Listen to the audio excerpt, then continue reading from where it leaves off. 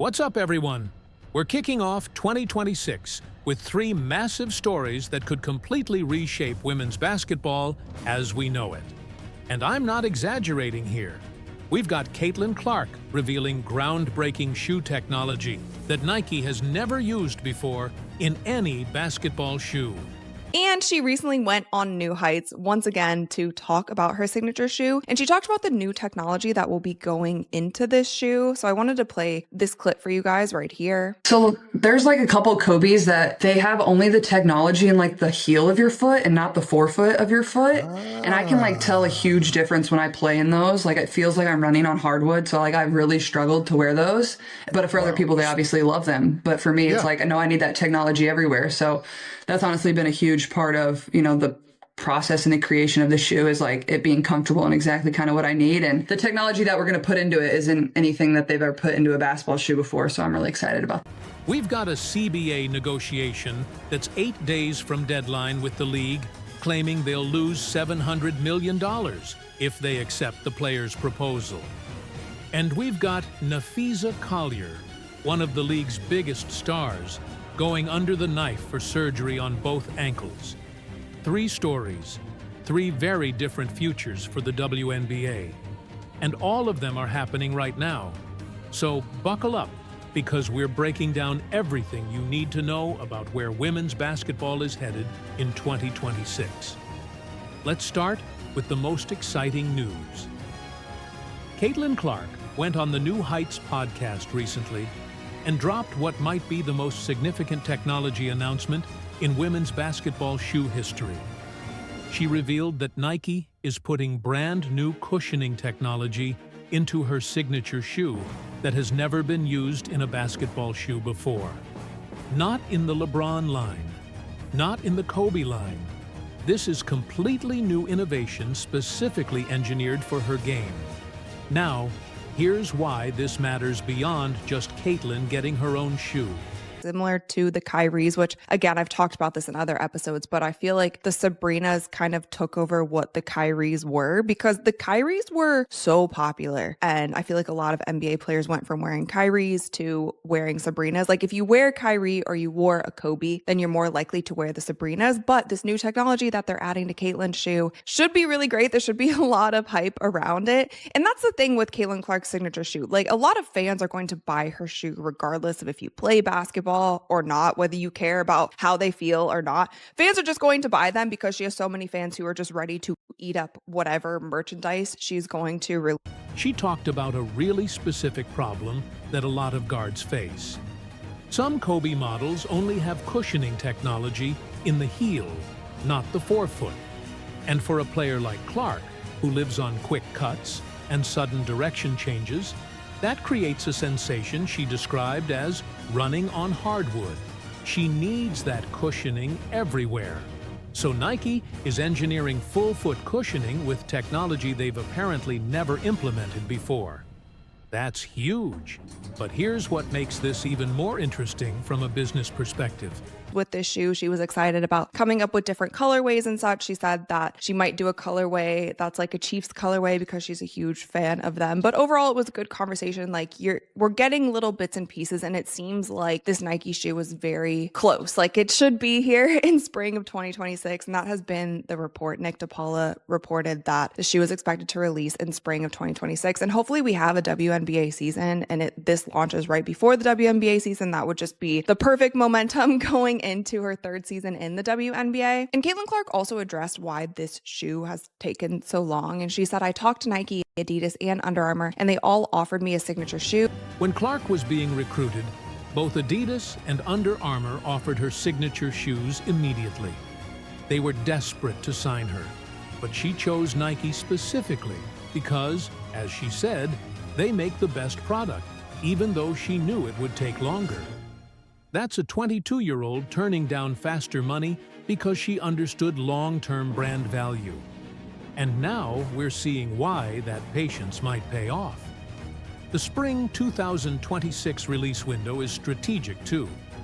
It launches right before her 3rd WNBA season, assuming there is a season, which we'll get to in a minute. But think about the timing. By then, she'll have 2 full seasons of dominance, potentially more records, and the hype will be at an all-time high.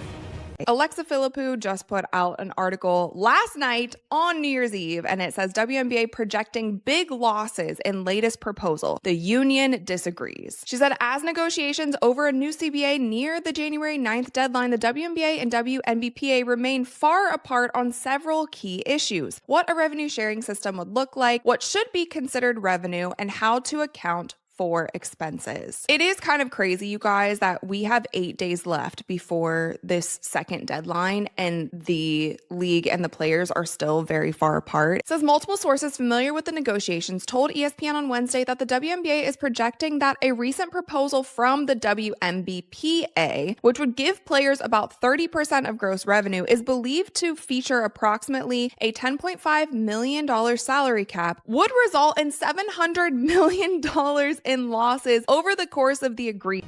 Now, the real test is going to be performance. Caitlin's shoe needs to be more than just a celebrity endorsement product that casual fans buy to support her.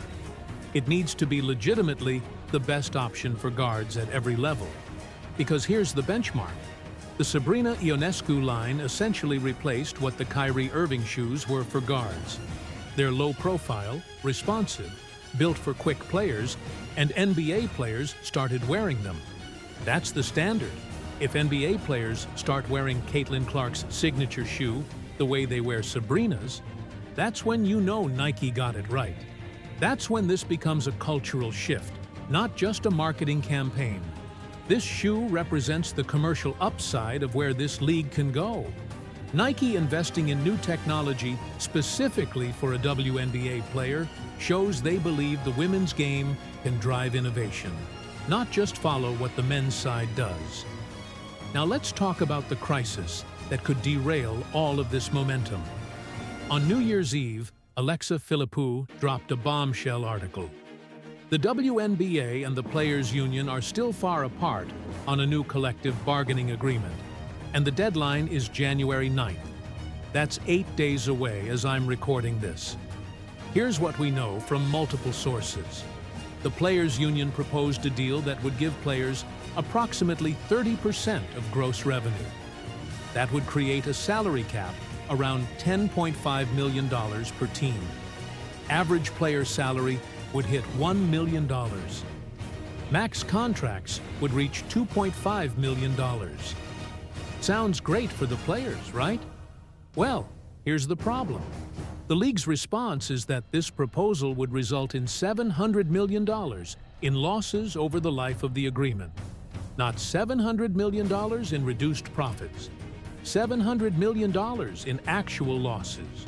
And they claim that number exceeds the combined losses of the WNBA over its entire 29-year existence. Asking for, or do you believe the players that they are just basically saying that because they don't want to pay them? I personally don't fully believe either side. Through all of this, I have learned to trust nobody, and I don't think that we will ever know the true financials behind this league. Obviously, they are expanding teams. The league will soon grow to 18 teams. Portland and Toronto will debut in 2026, and Cleveland, Detroit, and Philadelphia recently paid $250 million each to join the league between 2028 and 2030. But the league considers expansion fees a transaction that generates zero net revenue. New teams are out the expansion fee, but earn a fractional share of future league revenue, while pre-existing teams get a portion of the fee, but lose a fractional share of future league revenue. I mean, I don't know, you guys. Now, the Players Union believes that projection is completely false. They think the league is manipulating the numbers to avoid paying them fairly. And without transparent financial data that both sides can verify, we're stuck in this situation where it's just dueling claims. The league says 30% revenue share would bankrupt them. The players say that's a lie designed to suppress their salaries. Who's right? Honestly, we don't know. The WNBA isn't a publicly traded company. They don't have to disclose their actual financials. But here's where it gets really complicated. 3 expansion teams just paid $250 million each to join the league. And lastly, you guys, I do want to give you guys the news about Napheesa Collier. She is expected to miss 4 to 6 months after surgery on ankles, which is crazy. Yes, I said ankles, both ankles. Napheesa Collier is getting surgery on both of her ankles, which is wild because during a virtual news conference for the league on December 16th, Collier said that she did not need surgery, but was still working on getting back to 100%. That was just a couple weeks ago. And she added that her rehab was getting better each day and that she was planning on being healthy enough to play by January. And how obviously Unrivaled also starts in a week. And Napheesa Collier is one of the co-founders of Unrivaled. She was MVP of Unrivaled last season. So this is not only not good for Napheesa Collier, it's not good for Unrivaled either. I feel like she is one of the biggest draws for that league. And we haven't truly seen much hype around Unrivaled this season. Like it's nothing like it was last year. They announced all their players. That's $750 million in expansion fees. Portland and Toronto are debuting in 2026. And Cleveland, Detroit, and Philadelphia are coming between 2028 and 2030. The Players Union sees $750 million coming in and wants to know why that doesn't count as revenue that should be shared. The league's response? They consider expansion fees a transaction that generates zero net revenue. Their logic is that new teams pay the fee, but then earn a fractional share of future league revenue, while pre-existing teams get a portion of the fee, but lose a fractional share of future revenue. So they claim it's a wash. The players obviously dispute that accounting method. And here's the deeper issue. The WNBA's ownership structure is completely different from any other professional sports league in North America. The NBA owns roughly 40%. The WNBA teams collectively own about 40%, and outside investors own the remaining 20% or so. That structure creates a fundamental problem when you're trying to negotiate revenue sharing. In the NBA, the players get 50% of basketball-related income. Clean split. But the WNBA can't just copy that model because the league itself doesn't fully control its own revenue. So when you're trying to give players 30% of gross revenue, you're asking the team owners to accept a much smaller slice of what's left. And those outside investors didn't invest because they love women's basketball. They invested because they expect a return. Here's where the bubble concern comes in. The league has seen 2 years of unprecedented success. Attendance up, viewership up, merchandise sales up, expansion fees at $250 million per team. Everything looks great. But 2 years isn't enough data to prove this is sustainable, especially when so much of that success is tied to one player, Caitlin Clark. When she got injured last season, viewership dropped. The 2025 WNBA draft without her in it saw significantly lower numbers than the 2024 draft. Months does have her being back for the beginning-ish of WNBA season, assuming that they have a WNBA season, but it seemed like she was just trying to rehab, trying to get better, and she ended up needing surgery. So hopefully this doesn't affect her career in the long term, and this surgery just gets her back to 100%. But with that, you guys, that's some good news, some bad news to kick off the new year. Please, please, please let me know all of. In her rookie year All-Star voting, she received more votes than every player selected for the All-Star game the previous year combined. That's not a sign of broad league growth. That's one player carrying the entire momentum. Both perspectives make sense here. The league wants more proof before committing to a revenue share that could destroy them financially if the bubble bursts. The players want to capitalize on the momentum they've created before it potentially fades. So what happens if they don't reach an agreement by January 9th? Most likely, they extend the negotiations again. But there's a limit to how long you can keep pushing this back. The draft needs to happen. Free agency needs to open. Teams need to know their salary cap. And every day this drags on, you lose momentum with casual fans who are just tired of hearing about labor disputes. And now, the news that complicates everything even further. Napheesa Collier is having surgery on both ankles. Expected recovery time, 4 to 6 months. Let that sink in. Both ankles. The reigning WNBA MVP runner-up, one of the co-founders of Unrivaled, the most dominant two-way player in the league. And she's going under the knife on both ankles simultaneously. Here's what makes this particularly wild. On December 16th, just 2 weeks before this announcement, Collier did a virtual press conference for the league. She specifically said she did not need surgery. She said her rehab was progressing well, and she expected to be healthy enough to play by January. 2 weeks later, she's scheduling surgery on both ankles with a 4 to 6 month recovery window. Something clearly changed.